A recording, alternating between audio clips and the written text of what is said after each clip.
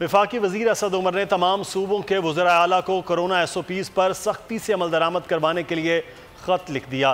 कहते हैं कोरोना की तीसरी लहर में एहतियाती तदाबीर पर अमल दरामद में खामियां नज़र आ रही हैं। कोरोना वैक्सीन की खरीदी गई पहली खेप आज पाकिस्तान पहुँचेगी। असद उमर ने वज़रा आला के नाम ख़त में लिखा कि कोरोना की पहली और दूसरी लहर के दौरान सूबों ने अच्छी कारकर्दगी दिखाई। तीसरे फेज़ में सख्त इक़दामात की ज़रूरत है। मुतासरीन की तादाद बढ़ती जा रही है। एहतियाती तदाबीर और इक़दामात पर अमल दरामद यकीनी बनाया जाए। असद उमर ने कहा कि पाकिस्तान पहली बार किसी वैक्सीन के ट्रायल का हिस्सा बना है। वैक्सीन की डोज बनाने के लिए खुसूसी आलात खरीद लिए हैं। पाकिस्तान अप्रैल के वस्त तक वसी पैमाने पर कैंसर वैक्सीन लेगा।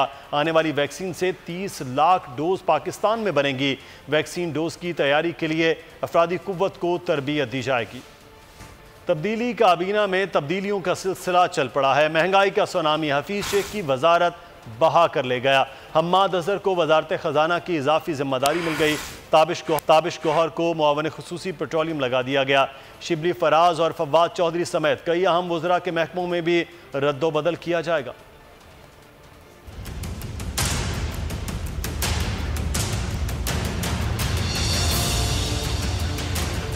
फील्डर्स की मायूस कुन कारकर्दगी पर कप्तान नाराज। फील्ड प्लेसिंग में रद्दोबदल शुरू कर दिया।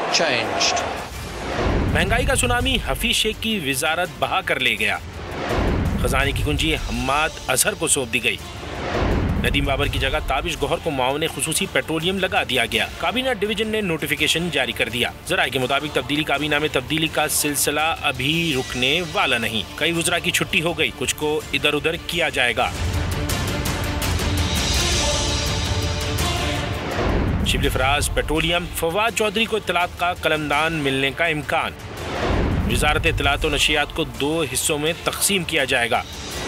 फैसल जावेद का बतौर वज़ीर डेब्यू ही मुतवक्के है। मुराद सईद और जुल्फी बुखारी की वजारतें भी तब्दील हो सकती हैं। 2.5 साल मुद्दत के दौरान काबीना में होने वाली ये तीसरी बड़ी उखाड़ पिछाड़ होगी। 11 दिसंबर 2020 को भी कई वज़रा के कलमदान तब्दील किए गए थे। ऑपोजिशन ने वफाकी काबीना में तब्दीलियों को बेसूद करार दे दिया। रहनुमा नून लीग मोहम्मद जुबैर बोले कि हुकूमत कीमतों में कंट्रोल में नाकाम रही।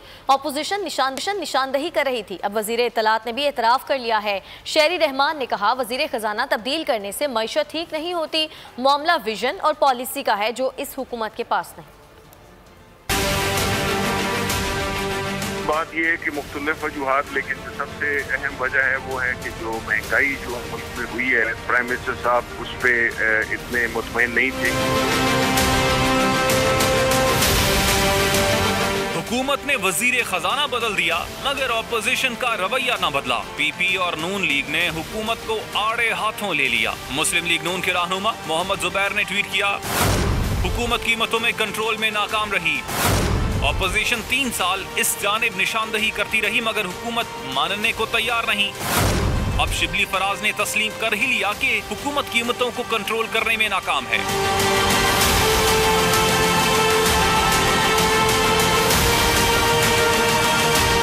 पीपल्स पार्टी की सेनेटर शहरी रहमान ने कहा, वजीर खजाना तब्दील करने से मईशत ठीक नहीं होती। वजीर और मुशीर तब्दील करने का तजर्बा पहले ही नाकाम हो चुका है। मामला विजन और पॉलिसी का है जो इस हुकूमत के पास नहीं। साबित हो गया मईशत दावों और तकरीरों से नहीं चलती। होमवर्क नहीं किया, ना किसी ने सबक पढ़ाया। वज़ीर दाखिला शेख रशीद अहमद का कहना है कि इमरान खान 5 साल पूरे करेंगे, PDM कुछ नहीं कर सकेगी। मीडिया से गुफ्तगू में शेख रशीद ने कहा कि हमने PDM को कोई दाता दरबार का तावीज़ नहीं दिया। PDM का काम पहले ही तमाम था। अब नून लीग जाने और पीपल्स पार्टी जाने, उनके दरमियान हमें बोलने की ज़रूरत नहीं। PDM वाले कंपनी की मशहूरी के लिए एक दूसरे के खिलाफ लगे हुए हैं। वज़ीर दाखिला ने कहा कि इमरान खान बुज़दार के साथ खड़े हैं। जुमेरात को काबीना का इजलास है, काबीना में तब्दीली का पता लग जाएगा। PDM खुद ही हैंडल होगी। हमने कुछ नहीं किया, कोई 1.25 लाख दाता दरबारी तवीज नहीं दिया। वो आगे से ही अंदर से ही हल थे। पहले उनका काम अंदर से तमाम था, वैसे ही वो कंपनी की मशहूरी के लिए लगे हुए थे। अब एक दूसरे के खिलाफ लगे हुए हैं। हमें बोलने की पीपल्स पार्टी और नून लीग में जरूरत नहीं। राह पे आ जाने थे, वाह पे आ जाने। मेरा नहीं ख्याल कि कोई बुज़दार के खिलाफ अदम एतमाद आ रहा है। इमरान खान बुज़दार के साथ खड़ा है और पीपल्स पार्टी ऐसी बातें जरूर कर रही है लेकिन उसे कामयाबी नहीं होगी। देखें, तब्दीली बहुत बड़ा एक्शन होता है और सुना है कि तब्दीली वुज़रा की हो रही है। देखें कल तक क्या होता है, परसों कैबिनेट मीटिंग है, उसमें पता लग जाएगा। जी, ऑपोजिशन लीडर कौमी असम्बली शहबाज शरीफ ने पंजाब में इन हाउस तब्दीली से भी लाइल्मी जाहिर कर दी। पीडीएम के मुस्तकबिल से मुतालिक बात करने से भी गुरेज।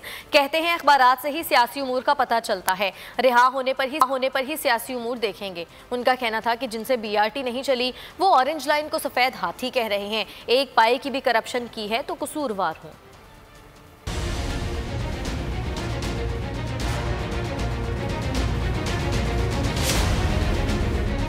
जेल में हूँ, बाहर के हालात का इल्म नहीं। शहबाज शरीफ ने पंजाब में इन हाउस तब्दीली के मामले से लाइल्मी जाहिर कर दी। लीगी सदर का पीडीएम के मुस्तकबिल पर बात से भी गुरेज। कमरा अदालत में सहाफियों से गैर रस्मी गुफ्तगू में अपोजिशन लीडर बोले, अखबारात से ही सियासी उमूर का पता चलता है, जब रिहा होऊंगा तब सियासी उमूर देखूंगा।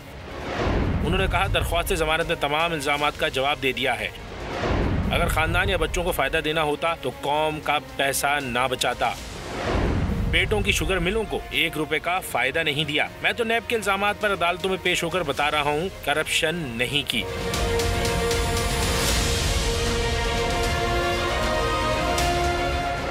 शहबाज शरीफ का कहना था कि एक पाई की भी करप्शन की है तो कसूरवार हूँ। मेट्रो बस और ऑरेंज लाइन चल रही हैं, कोई करप्शन नहीं की। जिनसे बीआरटी नहीं चली वो ऑरेंज लाइन को सफेद हाथी कह रहे हैं। उन्हें तकलीफ है कि बीआरटी नहीं चल रही और ऑरेंज लाइन चल रही है। शहबाज शरीफ ने कहा कि उन्हें सब्सिडी देने का पता ही नहीं।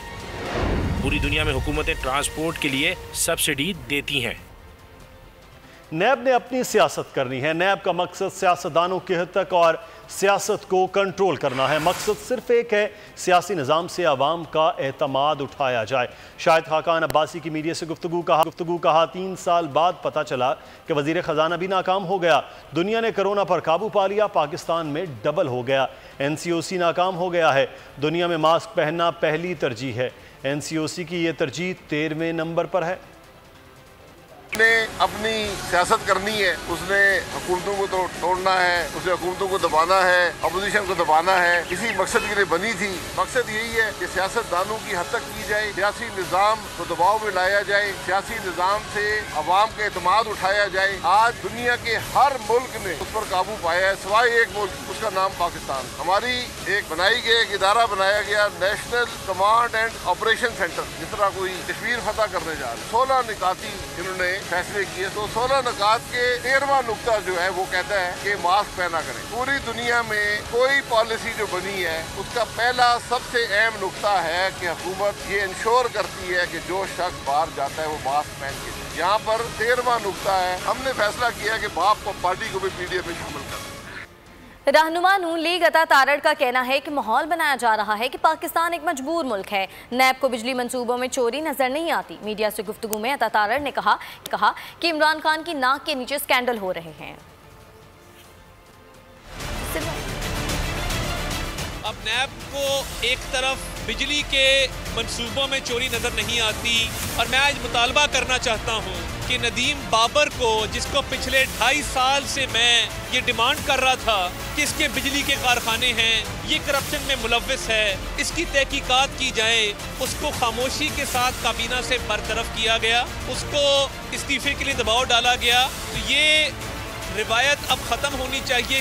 आहत खान चीमा आज तक इसलिए कैद है कि नैब के प्रेशर के बावजूद आहत खान चीमा शहबाज शरीफ के खिलाफ अप्रूवर नहीं बने। क्या इमरान न्याजी नामी आदमी इतना नाअहल है, इतना नालायक है और इतना अकल से फारिग है कि उसकी नाक के नीचे ये स्कैंडल्स हो रहे हैं, उसको कानो कान खबर नहीं होती?